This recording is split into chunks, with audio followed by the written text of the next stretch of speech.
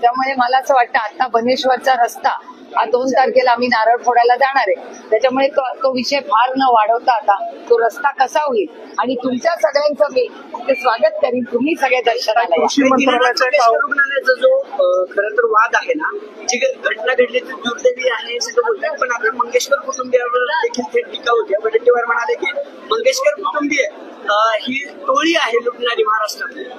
मी काही स्टेटमेंट ऐकलेलं नाही त्याच्यावर, मी काय त्याच्यावर बोलू शकत नाही, पण एवढं जरूर म्हणेन की हॉस्पिटल आणि म्हणजे पूर्ण प्रशासन तिथलं हॉस्पिटलचं हे अर्थातच जबाबदार. माणिकराव कोकाटेने वक्तव्य केलं की माझा स्वभावच तसा आहे, तो 1 दिवसात बदलणार नाही, माझा बोलण्याचा हेतू हा शुद्ध होता. काही विषय असतात त्याच्यावर न बोललं रामकृष्ण हरी. गेले 5 वर्षात सामाजिक जवळचा जो भाग्यपुत्राचा पुतळा तो मुद्दा आहे, तर तुमची भूमिका काय? माझी भूमिका नाही, आज इतिहासावर भूमिका इतिहासकारांनीच घेतली पाहिजे. मला असं वाटतं राजकारण आणि इतिहास याची गल्लत करू नये.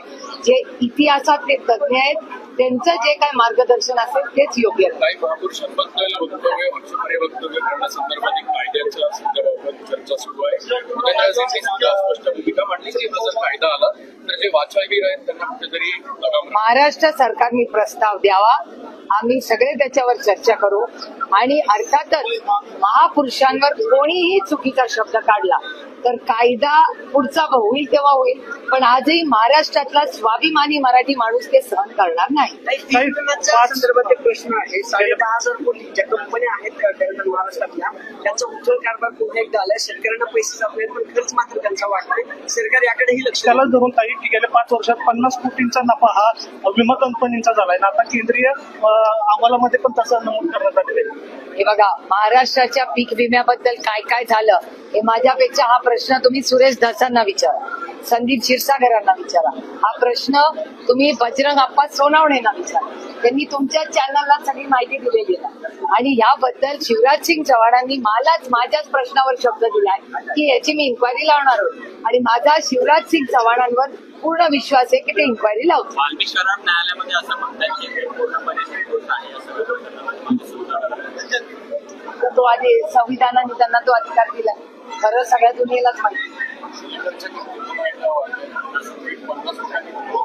महाराष्ट्रात अनेक ठिकाणी प्रचंड अस्वस्थता आहे, महागाई, बेरोजगारी आणि भ्रष्टाचार हा वाढत चाललाय आणि मला एकच प्रश्न कळत नाही की आणि हे केंद्र सरकारला मी पत्र लिहिणार आहे की ग्लोबली ऑइलच्या प्राइसेस कमी झालेल्या, क्रूड ऑइलची प्राइस कमी झाली आहे. मग जर क्रूड ऑइल ग्लोबली जर स्वस्त झालंय तर मग पेट्रोल, डिझेल, गॅस या सगळ्या गोष्टी भारताला जो कन्झ्युमर आहे त्याला का नाही कमी दर्जा दिलाय आणि मी याचं पत्र सरकारला लिहिणार आहे केंद्र सरकार. काही मगाशी हाच प्रश्न जो अजितदादांना विचारला होता तेव्हा ते म्हणले होते की डोनाल्ड ट्रम्प यांनी जे सगळे टॅरिफ आणि हे सगळं वाढवले त्याच्यामुळे हा सगळा प्रकार झालेला आहे, पण तरी अमित शहानी या सगळ्याबद्दल असं देखील म्हणलेलं की वाढवू नका त्याचे दर.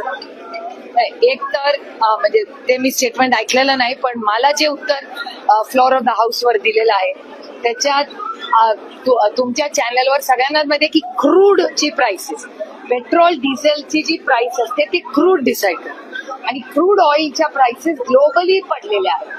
त्याच्यामुळे जर त्या कमी झालेल्या आहेत त्याचा बेनिफिट सरकारने हा सामान्य मायबाप जनतेला जी महागाईनी अस्त्रस्त आहे त्यांना दिली पाहिजे अशी आमच्या आग्रहाची भूमिका आहे. आणि सिलेंडरचा 50 रुपये वाढवण्याचं काहीच कारण नाही. मी केंद्र सरकारला पत्र लिहिणार आहे आणि मी त्या मंत्र्यांना पत्र लिहिणार आहे की बाबा की 60 रुपये बॅरेल झाला आहे तर तुम्ही डिझेल आणि पेट्रोलचे भाव कमी करा. एक आणि दुसरं गॅस सिलेंडरचा भाव कृपा करून वाढवू नका, कारण आधीच लोक महागाई देतात. इंधनाचे दर नाही, क्रूड ऑइल, इंधन नाही, क्रूड ऑइलचे ग्लोबल प्राइसेस क्रॅश झालेली 60 रुपये.